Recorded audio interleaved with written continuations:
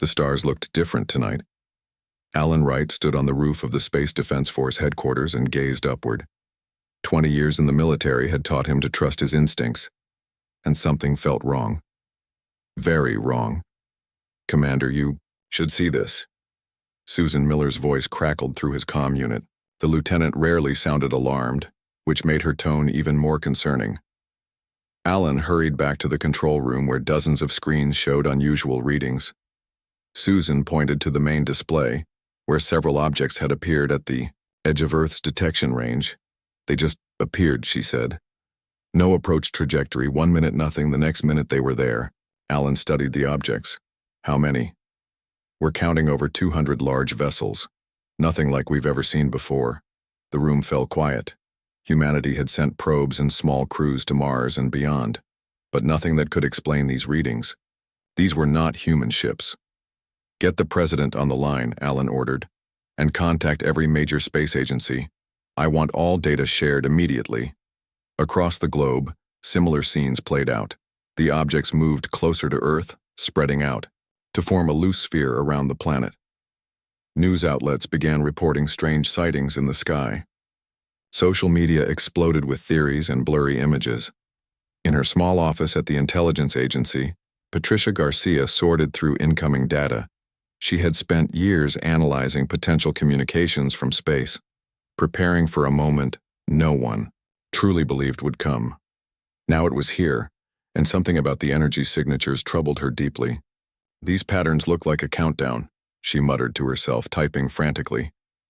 Her computer beeped with a warning just as she realized what was happening. She reached for her phone to call headquarters, but it was already too late. At 2:17 p.m. Eastern Standard Time, every electronic communication system on Earth went silent simultaneously. Cell phones, internet, satellites, radio, television, all dead. Later, people would simply call it the silencing. Alan stared at the dead screens around him. Emergency power kept the lights on, but all communication was gone. Through the windows, he could see the panic already beginning in the streets below. Without warning, humanity had been cut off from itself. "What do we do now, sir?" Susan asked, her face pale but determined. "We follow protocol," Alan said, trying to project confidence he didn't feel. "We assume this is the first stage of an attack." He was right. 3 hours after the silencing, the ships began to descend. They targeted major cities first: New York, London, Beijing, Moscow, Tokyo. The ships were massive, sleek black structures that hummed with strange energy. They hovered above the skylines, casting shadows over millions of frightened people. From the ships came smaller craft carrying the invaders. They were tall, with hard exoskeletons and multiple limbs, like insects, but with an intelligence that showed in their coordinated movements. Humans would later call them the Vex. The Vex moved quickly, setting up bases in each major city. Their weapons were unlike anything Earth had seen. Not just advanced guns, but devices that could control gravity itself, turning streets into death traps. Human military forces fought back where they could, but without the ability to communicate and coordinate, they were easily overwhelmed. In a small town in Montana, far from any major city, Kevin Hayes felt the earth shake as something massive passed overhead. A former military engineer, Kevin had built his house partly underground, with old tech that didn't rely on modern systems. When everything went silent, he had immediately understood. This wasn't a natural disaster or human-made problem. Kevin gathered his family and neighbors in his basement. "I think we're being invaded," he told them bluntly. "And whoever they are, they've knocked out our ability to communicate." His teenage son looked skeptical. "All of it? That's impossible." "Not impossible," Kevin said. "Just beyond our technology. But not all technology is the same." He moved to a dusty corner and pulled out several boxes of equipment: ham radios, old military field phones, even a telegraph set. "Digital is down, but analog might still work. And if it does, we need to connect with others." He began setting up the equipment. "This is how we resist." Similar scenes played out across rural America, Europe, and Asia. While the aliens focused on population centers, Smaller communities got organized. The old became valuable again, printed books instead of e-readers, landlines instead of cell phones, face-to-face meetings instead of video calls. 1 week after the silencing, the Vex began the second phase of their plan. In each captured city, they set up processing centers. Humans were rounded up and examined. Many were taken onto the ships. Others were put to work building strange structures. Resistance was met with immediate death. What the Vex didn't expect was how quickly humans adapted. 2 weeks after the invasion began, Kevin had established contact with similar groups across the country using modified ham radios. They shared information about the invaders, noting patterns and weaknesses. The Vex had a standard procedure they had used on hundreds of worlds before Earth. First, silence all communications to prevent organized resistance. Next, capture major population centers. Then methodically expand control until the species was fully subjugated. It had never failed before, but they had never encountered humans before. By the 1-month mark, the first effective resistance had begun. In Chicago, a group led by former police officers ambushed a Vex patrol, killing 3 aliens and capturing their weapons. In rural France, farmers discovered that the Vex were sensitive to certain fertilizer chemicals, creating makeshift bombs that could penetrate their armor. Alan Wright and Susan Miller had escaped the initial attack on headquarters and gone underground. They now led a growing network of military and civilian survivors, gathering intelligence and planning counterattacks. "They expect us to be helpless without our technology," Alan told his people. "But humanity survived and thrived for thousands of years before the digital age. We can do it again." As the Vex Supreme Commander Zekthar received reports of unexpected resistance, the first seeds of concern began to grow. These humans were not responding according to the models. They were adapting too quickly, learning too fast. For the first time in thousands of planetary conquests, the Vex faced an uncomfortable question. What if this species could not be silenced? 6 months had passed since the silencing. Winter settled over the ruins of Seattle as Captain Olivia Green led her team through the empty streets. Once a bustling tech hub, the city now served as a Vex command center. Tall black structures rose between damaged skyscrapers connected by strange glowing bridges.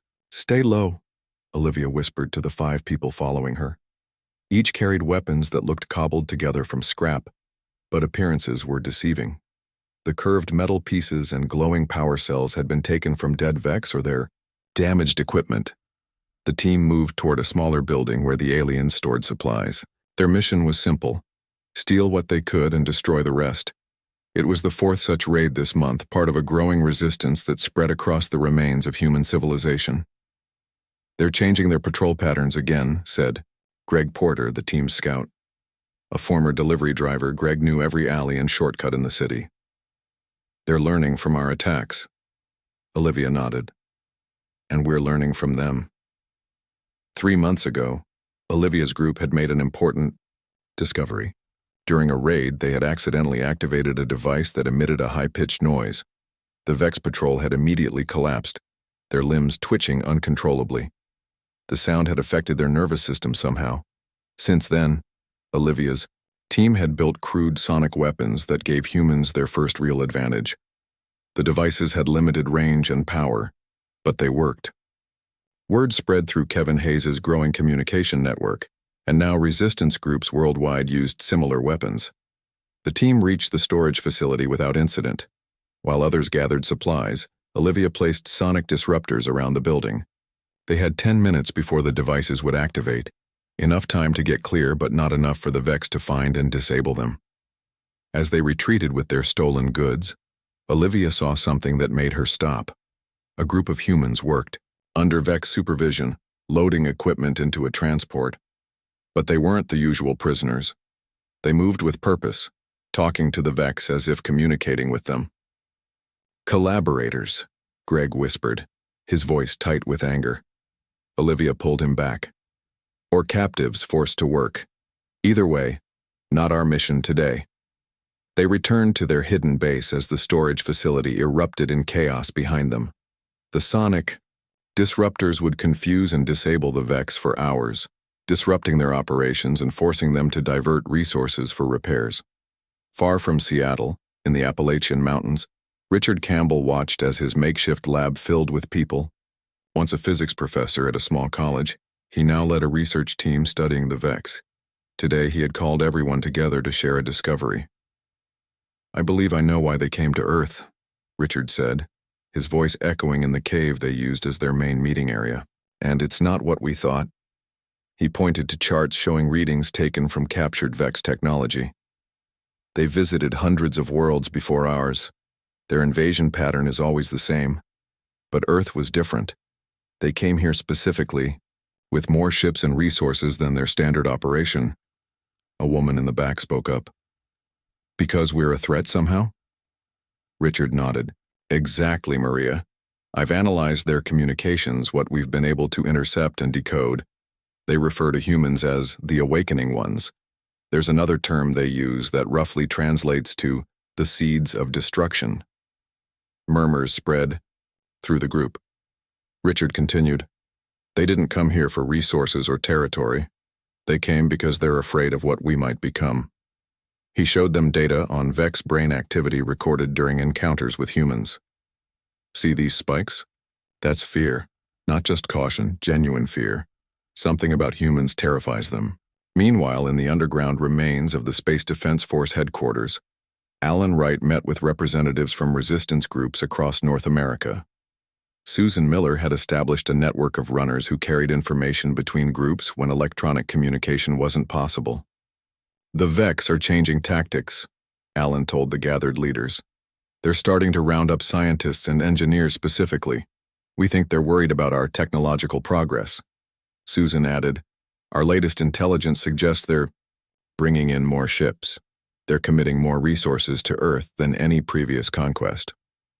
On the Vex command ship orbiting Earth, Supreme Commander Zakthar received disturbing reports. The human resistance was not only growing, but evolving. They had discovered vulnerabilities in Vex biology and technology that no species should have found so quickly. "How many units lost this cycle?" Zakthar asked his subordinate. 27 ships damaged or destroyed, 812 warriors lost, 43 bases compromised," the officer reported, his mandibles clicking nervously. "The humans are reverse engineering our sonic weapons. They've improved the range by 60%. Zakathar's compound eyes shifted, displaying the Vex equivalent of alarm. "That's not possible. Their technological level is insufficient." "The data is accurate, Supreme Commander. They are adapting our technology at an unprecedented rate." For the first time in his long career conquering worlds, Zakathar felt uncertainty. The High Council had warned him about Earth. The humans showed concerning similarities to another species from ancient Vex history, a species that had nearly destroyed the Vex Empire before mysteriously vanishing. "Increase production of new warriors," Zikthar ordered, "and begin preparations for the final protocol." The subordinate's posture showed shock. "Supreme Commander, the final protocol has not been used in 7,000 cycles. The humans leave us no choice. They are developing too quickly." Across Earth, small victories gave humans hope. In Brazil, resistance fighters discovered that certain plants could be processed into a compound toxic to Vex. In Egypt, archaeologists found that ancient building techniques created structures the Vex sensors couldn't penetrate, creating perfect hiding places.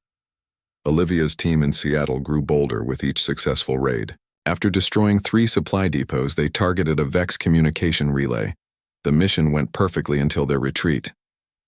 "Patrol coming," Greg warned as 6 Vex warriors approached their position. Olivia activated her sonic weapon, but the Vex didn't collapse as expected. Instead, they seemed merely disoriented. The aliens had adapted, developed some protection against the humans' best weapon. "Fall back," Olivia ordered, firing her conventional weapon. The bullets bounced off Vex armor, but the impacts still slowed them down. As her team retreated, Olivia realized something important.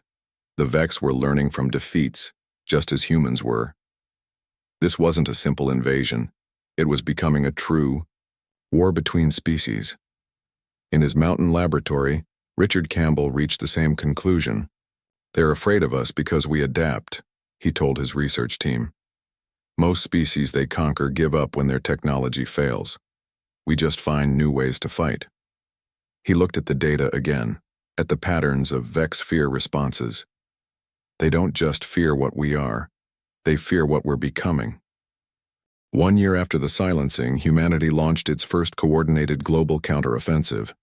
The date was chosen carefully, the anniversary of when everything changed. The Vex would remember this day too, but for different reasons. Mary. Wilson checked her watch for the 5th time in an hour. As one of the resistance leaders in what remained of Los Angeles, she had been planning this operation for months. A former city planner, Mary understood how systems work together.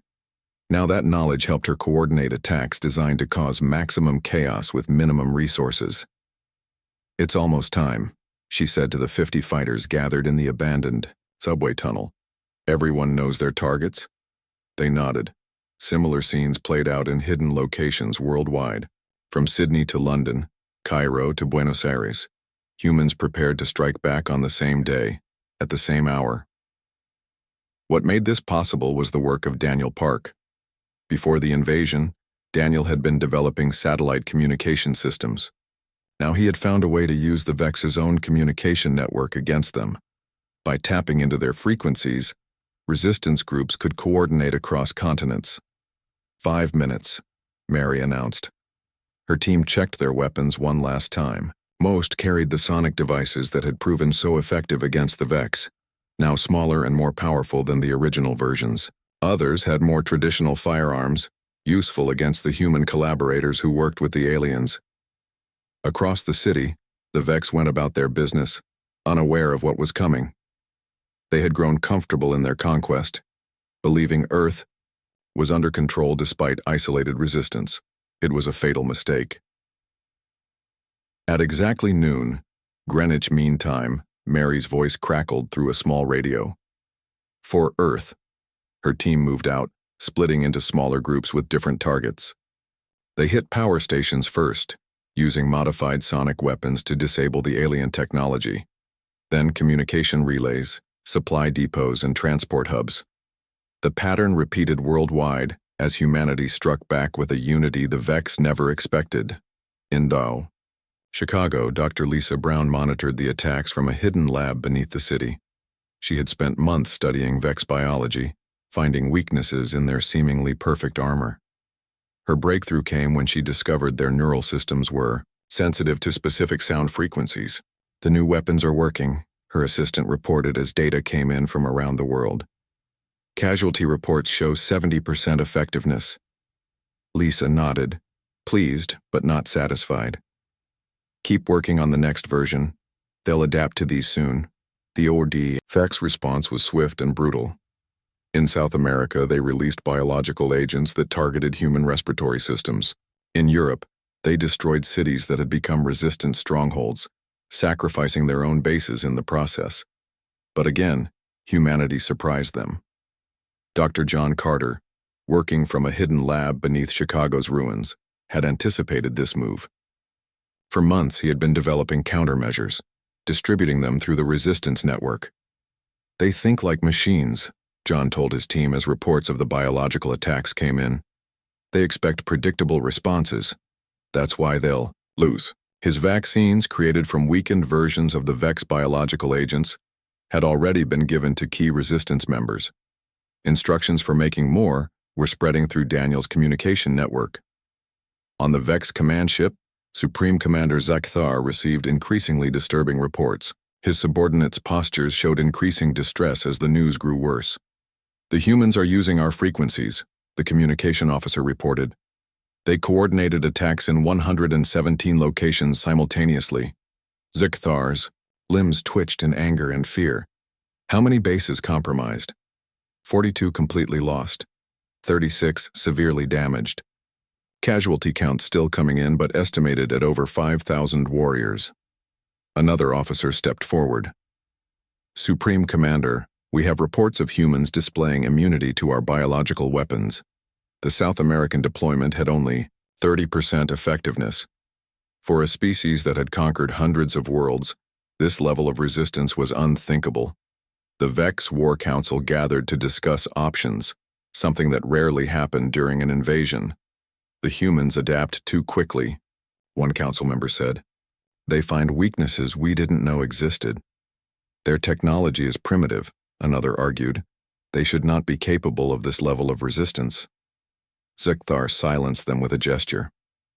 You all missed the point. It is not their technology that makes them dangerous. It is their thinking. They do not follow patterns. Each human acts independently while somehow maintaining collective purpose. He displayed images of human resistance fighters. Look at their weapons. No two are exactly alike. Each group builds their own, improves them in different ways. Yet they all serve the same function. No other species we've encountered thinks this way. The War Council fell silent, considering this disturbing observation. Finally, one member spoke the thought they all shared. They are like the Vanished Ones. The name sent a ripple of fear through the council. In Vex history, only one species had ever driven them to retreat, a race so ferocious and adaptable that the Vex had fled rather than face extinction. That was 50,000 years ago, and the species had mysteriously disappeared soon after. But the memory lived on in Vex cultural memory as a warning. On Earth, the counteroffensive continued for days. Some attacks succeeded, others failed, but the psychological impact was enormous. For the first time, humans felt they were fighting back effectively, not just surviving. In Seattle, Olivia Green's team captured a Vex officer during a raid. The alien was brought to Richard Campbell's mountain laboratory for study. Can you communicate with it? Olivia asked, as Richard examined their prisoner. Richard nodded. We've learned enough of their language. The real question is whether it will tell us anything useful.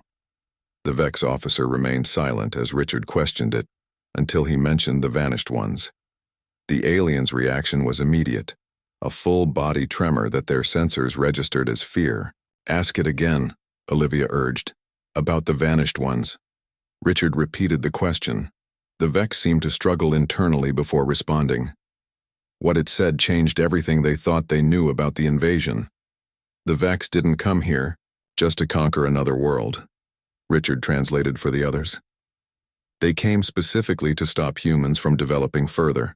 They believe we're somehow related to this other species they fear, the ones they call the Vanished Ones. Olivia stared at the alien. Why? What makes us like them? The Vex officer's response was simple but chilling. You think wrong. You change too fast. You don't accept defeat. In resistance bases around the world, humans continued adapting and improving their weapons and tactics. They didn't know it yet, but they had already accomplished something extraordinary. For the first time in 50,000 years of conquest, the Vex High Council was considering the possibility of retreat. 18 months after the silencing, Eric Nelson crouched in the shadows of what had once been San Francisco. Before the invasion, he had been a construction worker with no military training. Now he was one of humanity's most effective spies, able to move through Vex-controlled areas without detection. Tonight's mission was the most dangerous yet. Intelligence suggested the Vex had established a research facility in the former tech district. His job was to get inside, gather information, and get out alive. Eric checked his equipment one last time. He carried a small sonic disruptor, effective, at close range but not powerful enough to attract attention. His clothes were covered with a substance that partially masked his heat signature from Vex scanners. Most important was the data device strapped to his wrist, developed by resistant scientists to copy Vex computer files. He moved through empty streets as darkness fell. The Vex preferred to operate at night, their compound eyes more effective, in low light than human vision. But Eric had trained himself to navigate using other senses. He could feel vibrations in the ground that signaled Vex patrols, smell the strange metallic odor their technology gave off. The research facility was housed in a building that once belonged to a major tech company. Vex guards stood at every entrance, but Eric had discovered a maintenance tunnel that ran beneath the building. The aliens rarely thought to guard what they couldn't see. Inside, he moved carefully from room to room. Most contained equipment he didn't understand. In some, captured. Humans worked under Vex supervision. He avoided these areas, focusing on finding the central data storage. 3 hours into the mission, he found it. A room filled with glowing crystalline structures that the Resistance believed contained Vex records. Eric attached his device to one of the crystals and waited while it copied data. The process took longer than expected, raising his anxiety with each passing minute. Just as the download completed, a Vex scientist entered the room. Eric ducked behind equipment, but the alien sensed something wrong. It moved toward his hiding place, communicating with guards on a device similar to a radio. Eric had no choice. He activated his sonic disruptor at full power. The Vex collapsed, its nervous system overloaded. Alarms immediately sounded throughout the facility. His escape was a blur of narrow corridors and close calls. Twice he used his disruptor to disable guards. Once he had to fight hand-to-hand, discovering that Vex were physically stronger but slower than humans. He barely made it back to the tunnel as reinforcements flooded the building. 3 days later, Eric delivered the stolen data to Nancy Clark, a scientist working with Richard Campbell in the Mountain Laboratory. The information was more valuable than anyone had imagined. "They've been watching us for centuries," Nancy told the gathered Resistance leaders. "Long before they invaded, they had ships in our solar system, monitoring our development." She displayed charts showing Vex observations dating back hundreds of years. "They witnessed our world wars, our rapid technological development, and they were afraid." Richard continued the briefing. According to their records, Vex predictive models showed that if left alone for another century, humans would surpass their technology and become the dominant species in the galaxy. Alan Wright, who had traveled from his command post for this meeting, asked the question everyone was thinking. "Why do they fear us so specifically? We're not the first intelligent species they've encountered." Nancy hesitated before answering. "No, but we're not the second either. The data Eric recovered contains information about hundreds of worlds the Vex have conquered. But more importantly, it shows worlds they avoided or fled from." She pulled up new images, star charts with certain systems marked in a different color.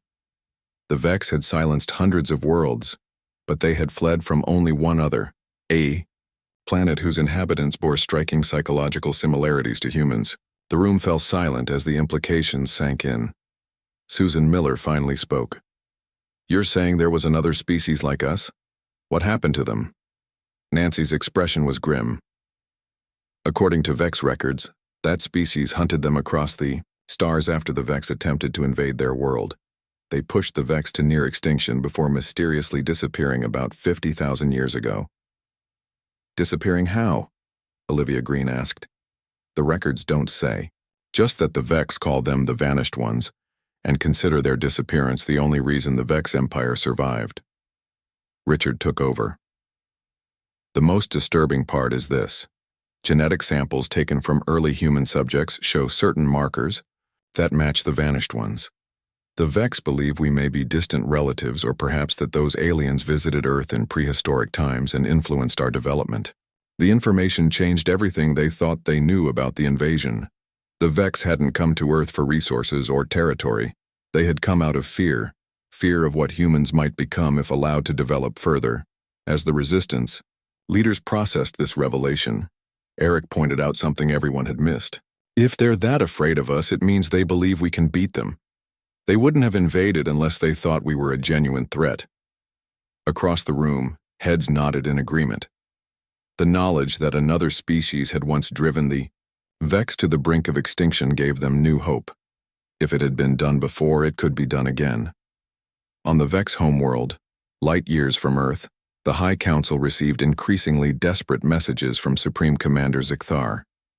His latest communication contained words no Vex military leader had used in 50,000 years. The humans have accessed our historical records. They know of the Vanished Ones. Resistance has increased by 200% since this information spread.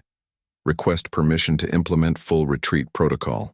The council members communicated silently among themselves, their thoughts shared directly through biological connections that humans could not understand. Finally, the High Elder responded. Permission granted. Protect the fleet at all costs. If humans are indeed connected to the Vanished Ones, They cannot be allowed to obtain our most advanced technology. The order went out across the Vex forces on Earth. Begin withdrawal procedures. Destroy what couldn't be taken. Leave nothing that humans could use to follow them. In major cities around the world, resistance fighters watched in confusion as Vex ships began to ascend. Some believed it was a new tactic or a trap. Others dared to hope it meant victory. In his laboratory, Richard Campbell monitored Vex communications as they prepared to abandon Earth. "They're actually leaving," he told Nancy, his voice filled with disbelief and joy. "We did it." Nancy wasn't celebrating yet. "Yes, but why now? What changed?" Richard studied the latest decoded messages. "They're afraid we'll do what the Vanished Ones did, follow them home. The Vex aren't just retreating from Earth, they're trying to ensure we can't track them back to their homeworld." Nancy considered this. "So they're not just afraid of us on Earth. They're afraid of what we might become out there among the stars." Richard nodded slowly. "Exactly. And that gives me an idea." 2 years after they arrived, the Vex abandoned Earth. Their departure was as sudden as their arrival, but far less organized. Ships lifted off from major cities, often destroying their own bases to prevent technology from falling into human hands. The skies filled with the black vessels as they moved beyond Earth's atmosphere, gathering in formation before disappearing into deep space. On the ground, humans emerged from hiding to reclaim their world. Cities lay in ruins. Millions had died or been taken, but the planet was theirs again. The silence that had been forced upon them was broken as communication systems were gradually restored. Commander Alan Wright stood in what remained of the United Nations building in New York, addressing leaders from around the world. Despite the victory, his expression remained serious. "The Vex are gone, but they're not defeated," he told the assembled representatives. "They retreated because they fear what we might become, not because we destroyed their ability to fight." Susan Miller, now Admiral Miller after the reorganization of Earth's military forces, continued the briefing. "Our scientists have analyzed Vex technology left behind. They destroyed their most advanced systems, but we've still learned more in 2 years than we might have discovered in a century on our own." In the back of the room, Richard Campbell and Nancy Clark listened intently. They had been central to understanding the Vex and why they had come to Earth. Now they would be key to what came next. Alan's voice grew stronger as he reached the main point of the meeting. "The Vex silenced our world, took our people, and tried to break us. They failed. Now we have a choice to make. Do we rebuild and prepare for their possible return? Or do we take the fight to them?" The debate lasted for days. Some argued that humanity should focus on healing, on rebuilding what was lost. Others insisted that the Vex would return with greater forces if given time to regroup. In the end, both paths were chosen.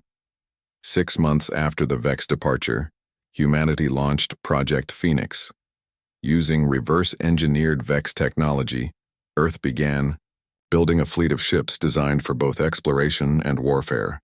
The project united former enemies as countries pooled resources and knowledge toward a common goal. At the same time, Earth's defenses were strengthened. Orbital platforms equipped with advanced weapon systems formed a protective shield around the planet. Underground cities were constructed to protect civilians if the Vex or another hostile species returned. 1 year after the Vex retreat, the first human interstellar vessel was ready. Named the Intrepid, it incorporated technology from a dozen nations and designs based on Vex ships. Susan Miller was chosen as its captain, leading a crew of scientists, soldiers, and diplomats. "Our mission is twofold," Susan told her crew as they prepared for departure. "First, to establish contact with other civilizations who have suffered under Vex rule. Second, to track the retreating Vex to ensure they can never threaten Earth again." The launch ceremony was broadcast worldwide. As the Intrepid rose from its construction facility, people cheered and wept. Humanity had endured its darkest hour and emerged stronger, united by common purpose and shared experience. In his laboratory, now expanded and properly equipped, Richard Campbell watched the launch with mixed emotions. The Intrepid carried technology he had helped develop, including faster-than-light engines based on Vex designs, but it also carried questions he couldn't answer.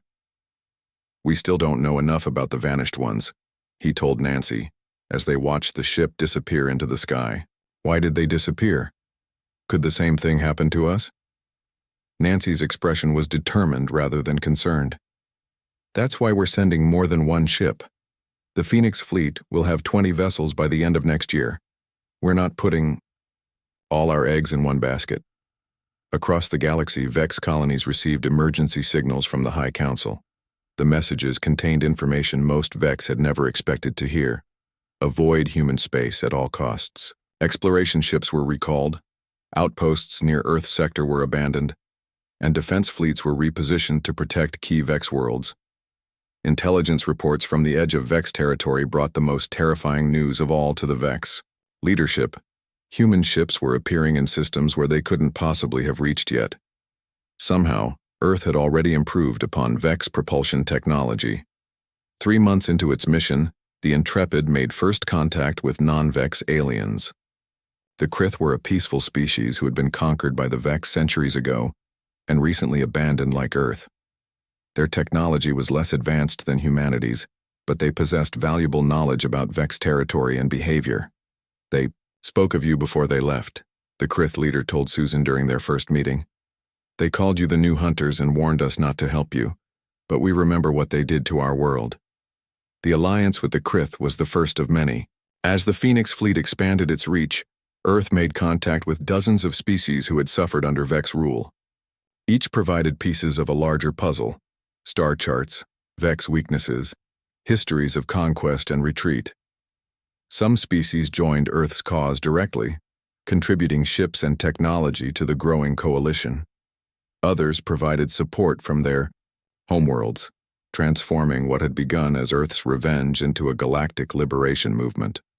1 year after the Intrepid's launch, human vessels had penetrated deep into former Vex territory. The aliens continued to retreat rather than engage, abandoning outposts and colonies they had held for thousands of years. On the Vex homeworld, Supreme Commander Zakthar watched a holographic display showing human vessels approaching a major Vex outpost. A subordinate entered the command center, mandibles twitching with anxiety.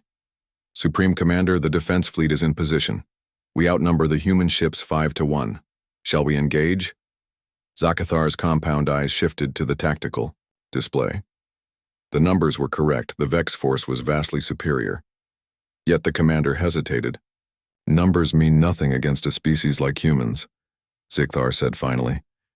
"We silenced their world, but in doing so, we awakened something that has haunted our species' nightmares since ancient times."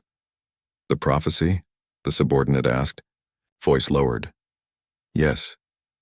They are the descendants of the vanished ones, and like their ancestors, they will not stop until we are extinct." As alarm signals blared through the Vex command center, reports came in of human ships appearing in systems ever closer to the Vex homeworld. The Vex had conquered hundreds of species across thousands of years. They had silenced countless worlds, but the last species they tried to silence was now hunting them across the stars, and the Vex were still running in fear.